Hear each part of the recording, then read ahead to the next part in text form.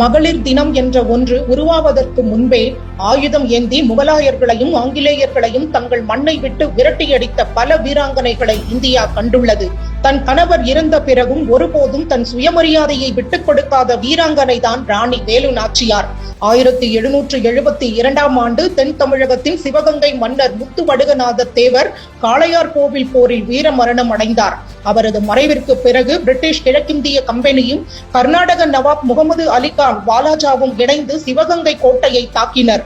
இத்தாக்குதலுக்கு பிறகு ராணி வேலு நாச்சியார் தனது பச்சிளம் மகளுடன் காட்டுக்குள் தப்பிச் சென்றார்.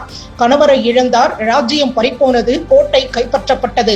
ஆனாலும் அவரது சுயமரியாதை மட்டும் அசைக்க முடியாததாக இருந்தது. 1772 முதல் 1780 வரை என நீண்ட 8 ஆண்டுகள் ராணி வேலு நாச்சியார் காடுகளிலும் கடினமான மலைப்பகுதிகளிலும் வாழ்ந்தார். தலைமறைவாக இருந்த போதும் அவர் தனது போராட்டத்தை தொடர்ந்தார். சிறு வயதிலிருந்தே அவருக்கு ஆயுத பயிற்சி, குதிரை ஏற்றம், வில்வித்தை, சிலம்பம் மற்றும் போர் வியூகங்கள் கற்பிக்கப்பட்டிருந்தன. மேலும் அவர் தாய் தமிழ் புலமையோடு ஹிந்தி உள்ளிட்ட பல இந்திய மொழிகளிலும், உருது, ஆங்கிலம் மற்றும் பிரெஞ்சு உட்பட பல தேச மொழிகளிலும் புலமை பெற்றிருந்தார். இந்த கல்வியும் பயிற்சியுமே அவரது போராட்டத்தின் மிகப்பெரிய பலமாக மாறியது. இந்த காலகட்டத்தில் அவர் உடையாள் என்ற பெயரில் ஒரு பெண்கள் படையை உருவாக்கினார். இந்த பெண்களுக்கு ஆயுதங்களை கையாளுதல் மற்றும் போர் வியூகங்களில் பயிற்சி அளிக்கப்பட்டது. இந்த போராட்டத்தில் ராணிக்கு உதவியாக அவருடைய முன்னாள் படை தளபதிகளான மருது சகோதரர்கள் உடன் இருந்தனர்.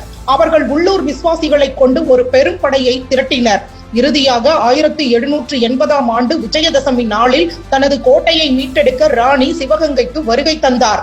கோட்டைக்குள் திருவிழா நடந்து கொண்டிருந்த வேளையில் அவரது தளபதி குயிலி ஒரு கிராமத்து பெண்ணை போல வேடமணிந்து உள்ளே புகுந்தார். அவர் தனது உடலில் தீ வைத்துக் கொண்டு பிரிட்டிஷாரின் ஆயுத கிடங்கை அழித்து தற்கொலை தாக்குதல் நடத்தினார். இந்த தருணம் போரின் போக்கையே மாற்றியது. இதனைத் தொடர்ந்து நடந்த நேரடி போரில் ஆங்கிலேயர்கள் சரணடைய வேண்டியதாயிற்று. 1780இல் ராணி வேலு நாச்சியார் வெற்றிகரமாக சிவகங்கை கோட்டையை மீட்டெடுத்தார்.